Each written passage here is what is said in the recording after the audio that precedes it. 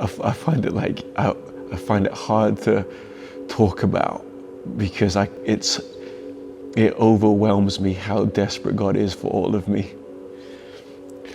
Like it overwhelms me how desperate God is for all of me. And I feel like I've been so good at giving parts of myself to him and giving parts of myself to people and doing it in a way which I'm convinced they think they're getting all of me. And I've done it to the point with God where I'm convinced he thinks he's getting all of me. And then I realize he's like, I want all of it. I want all of you. Like, I'm never gonna leave the room. I'm never gonna walk out on you. You're not too much. And there's things in my life that I've been very transparent about, and it's been painful to be transparent about. And I feel like part of my work in the world, my vocation is to name things. I'm a poet. I feel like that's part of what I'm here to do.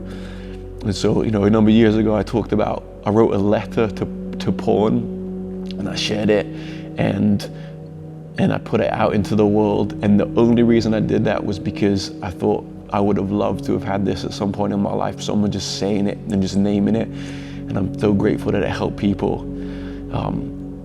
But the vulnerability of even talking about porn, it feels like it doesn't come close to talking about debt. And that, I know that's true for other people as well. Like, sometimes there's something that feels so vulnerable, and it's like, it's nothing compared to the part of your life that you've held from God, and that to someone else may feel less significant. But to me, there's been a part that I've held from him. I've just felt so shameful about it. I felt so disgusting to him. I felt like a bad son, which is my greatest fear, or like my greatest worry in life would be to be a bad son. That God would look at me and just say, like, you're not enough. Like, you've disappointed me, son.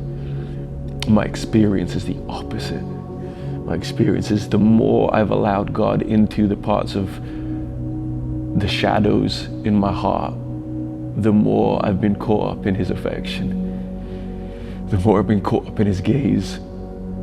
The more I've been caught up in his grace. I just can't get over it.